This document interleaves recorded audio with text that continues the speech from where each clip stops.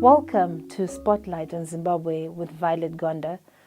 President Emmerson Mnangagwa says he will proclaim a date for general elections by the end of next month. He boasts that he alone knows what that date is.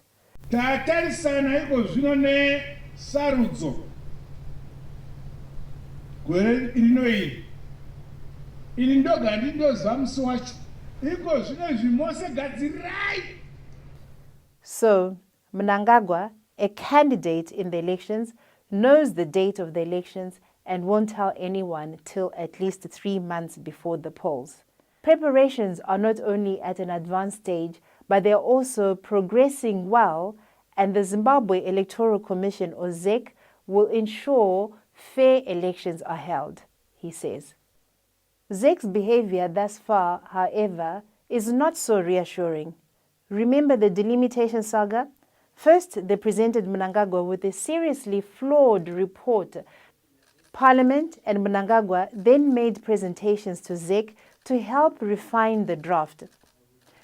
While Parliament's input was made public, ZEC refused to disclose Mnangagwa's. It was private and confidential, they said.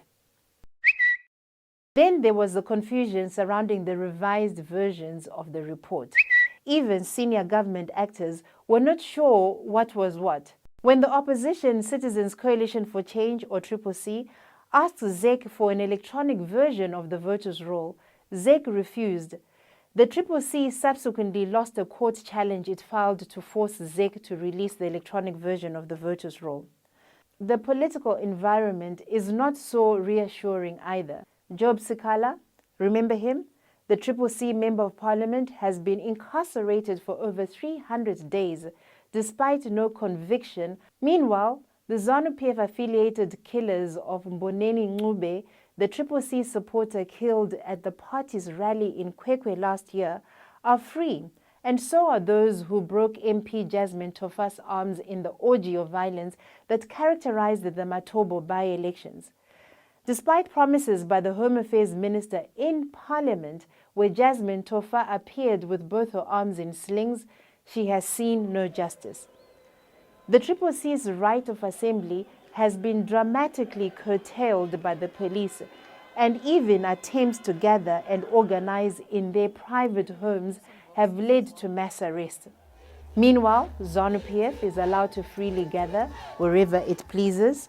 President Mnangagwa has addressed rallies countrywide without disturbances. This supposedly independent ZEC has even attended some of these rallies to register voters.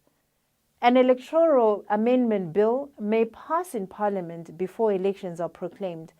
Among other changes, the bill will bar people convicted of certain crimes from standing for office, and judging by the number of opposition members with court cases hanging over them, one can be forgiven for assuming that this part of the bill is designed for them.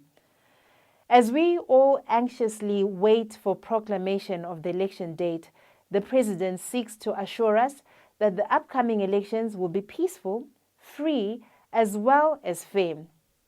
However, it appears that the playing field is already tilted in his party's favor.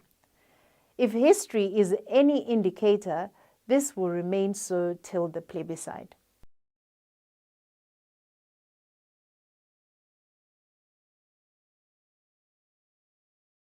Thank you for joining me for this latest update.